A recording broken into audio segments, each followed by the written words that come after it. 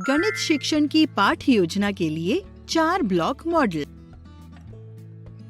Ajit sir, नमस्ते। नमस्ते विद्या ma'am. Sir, कैसे हैं आप? मैं तो ठीक हूँ, लेकिन मैं अपनी कक्षा के बच्चों को लेकर थोड़ा चिंतित हूँ। क्या हुआ सर? विद्या मैम, मैं इस बात को लेकर चिंतित हूँ कि मेरे कक्षा के कुछ बच्चे गणित के सवालों को समझ और तर्क के साथ हल नहीं कर पा रहे हैं। मुझे लगता है कि मेरी गणित शिक्षण योजना में कुछ समस्या है। अच्छा सर, ये समस्या मेरी कक्षा में भी थी। फिर मैंने NCFFS में दी गई गणितीय शिक्षण की रणनीतियों को पढ़ा और उसके उपयोग से मेरी कक्षा में मुझे सहायता मिली। क्या आपने NCFFS में दिए गए गणितीय शिक्षण की रणनीतियों को पढ़ा है? हाँ मैम, पढ़ा तो है, लेकिन ठीक से समझ नहीं बना पाया हूँ। ठीक है, कोई चिंता की बात नहीं है। मैं आपको बताती हूँ। NCFFS में गणित के उद्देश्य के साथ साथ गणित शिक्षण की पाठ्य योजना के लिए 4 ब्लॉक मॉडल बताए गए हैं और यह मॉडल आपको गणित शिक्षण योजना बनाने में मदद करेंगे, जिससे कि बच्चे समझ और तर्क के साथ गणित के सवालों को हल कर पाएं। विद्या मैम, क्या आप NCFFS के 4 ब्लॉक मॉडल के अनुसार मेरी पाठ की योजना को बनाने में मदद कर सकती है? बिल्कुल सर। आपको पता है कि NCFFS में गणित शिक्षण के लिए कम से कम 60 मिनट का समय निर्धारित किया है और इसे 4 ब्लॉक्स में विभाजित किया है। ब्लॉक 1 मौखिक गणित बातचीत, ब्लॉक 2 कौशल शिक्षण, ब्लॉक 3 कौशल अभ्यास और ब्लॉक 4 गणित खेल। अब मैं आपको एक एक करके चारों ब्लॉक्स के बारे में बताती हूँ कि इनका क्या मतलब है और इनमें क्या करना है।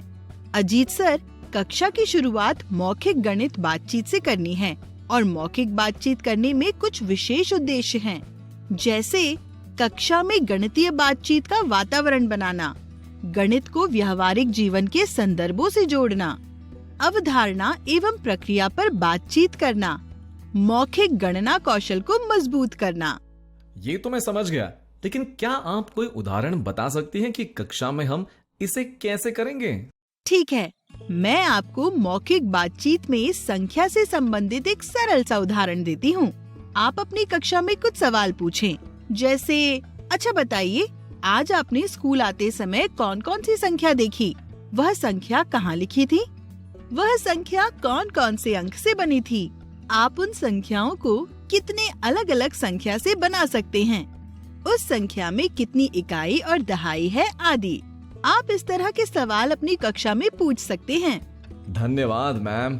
अब से मैं अपने शिक्षण कार्य में इस तरह की मौखिक गणित बातचीत शामिल करूंगा।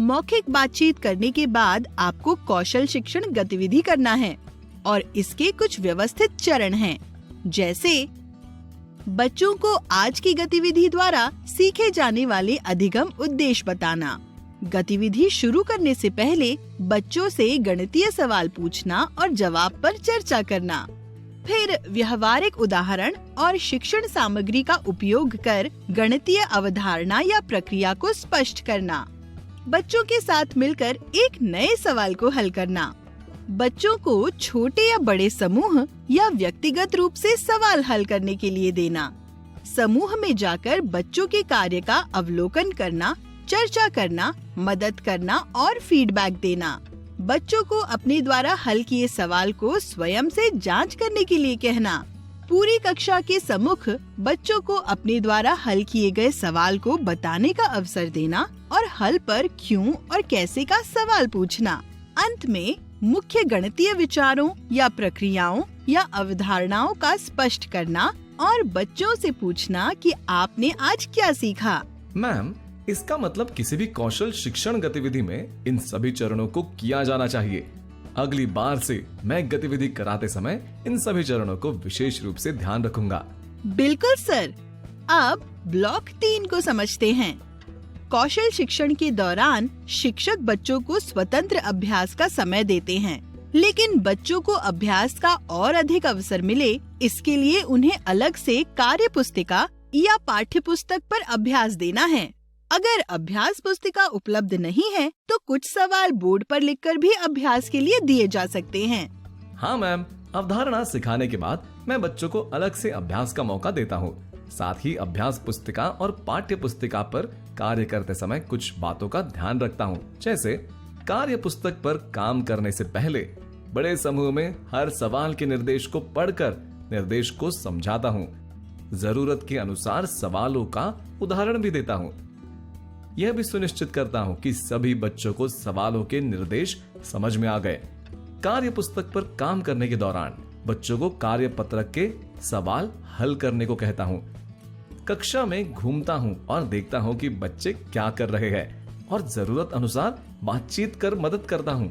कार्य पुस्तक पर काम करने के बाद कुछ बच्चों को बड़े समूह में उन्हें ये बताने के लिए कहता हूँ कि उन्होंने सवाल कैसे हल किया। यदि बच्चों को किसी प्रश्न को हल करने में दिक्कत हुई है तो उन सवालों को बड़े समूह में चर्चा भी करता हूँ। बिल्कुल सही सर। अभ्यास पुस्तिका और पाठ्य पुस्तक पर ऐसे ही कार्य करना है। तो बस आखिर में बच्चों की समझ को और पुख्ता करने के लिए उनके साथ गणितीय खेल खेलें, जो कि गणित शिक्षण का चौथा ब्लॉक है। मैम, तो क्या हमें हर रोज गणितीय खेल कराना है? हाँ सर, बाकी ब्लॉक्स की तरह गणितीय खेल को भी रोज करना है। और फिर बच्चों को खेल खेलना तो पसंद ही होता है। हमें बच्चों को पढ़ाई गई दक्षताओं पर आधारित कोई गणितीय खेल करना है। इसका भी उद्देश्य खेल खेल के माध्यम से बच्चों के गणितीय सीख को मजबूत करना ही है। मैम, क्या हम कोई भी खेल करा सकते हैं?